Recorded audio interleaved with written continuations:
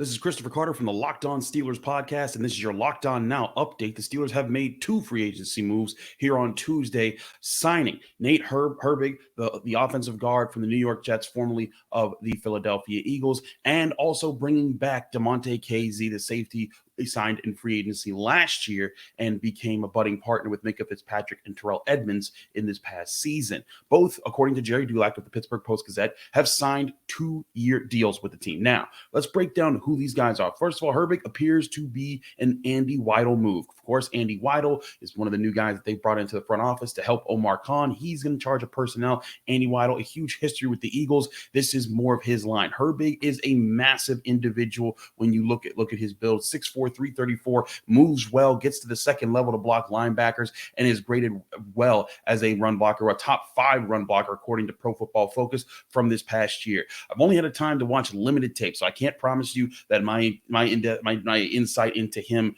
is that deep, but I think it's a good move because it gives the Steelers a guy who looks like he's physical. You have to sharpen up his pass blocking skills. I saw a couple reps here and there that weren't pretty, but he's 20. He's going to be 25 years old at the start of the season. If nothing else, this is something to put pressure on Kevin Dotson, who, as we reviewed coming out of this past season, going over all his game-to-game grades, he had really good games, really great games, and then he also had really bad games, and he kind of balanced himself out in the end of the year. This kind of a pick in Herbig gives the Steelers an option to say, hey, Kevin Dotson, if you don't shape up and become consistent, here's a guy that's going to push to replace you. But and on top of that, the other thing is this offers the Steelers what may be the most reasonable pick as far as an extra man who can help at either guard position. James Daniels is probably going to lock down right guard for some time, but the Steelers we knew that they needed to add to this offensive line group, and it looks like they have. The other move, of course, is Damontae Kazee. Bringing back Kazee, I thought, was a no-brainer. This guy came in, he was helping the Steelers. He only got targeted officially 4 times, according to Pro Football Focus, giving up 2 catches,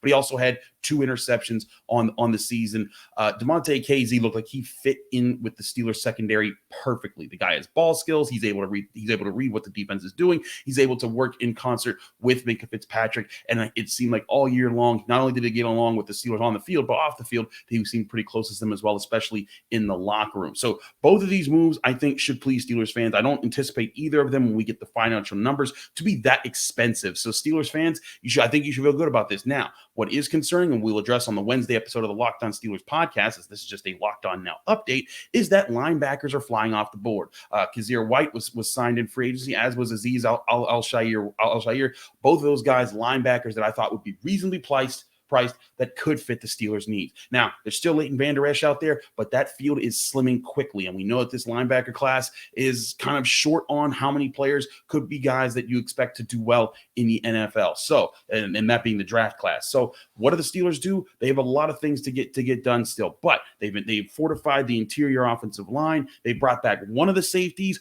Will they bring back Terrell Edmunds?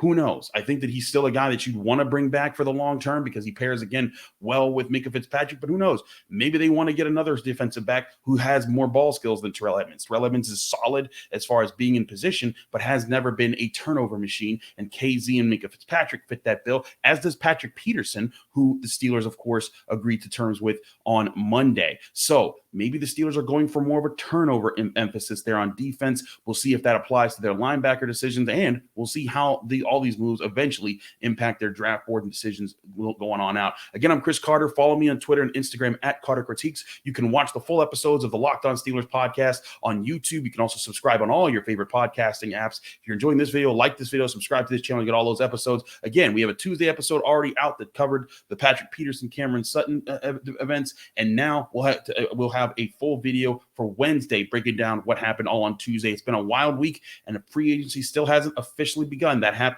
on Wednesday, March 15th. We'll have everything right here for you on the Locked On Steelers podcast. Again, I'm your host, Chris Carter. See you again very soon.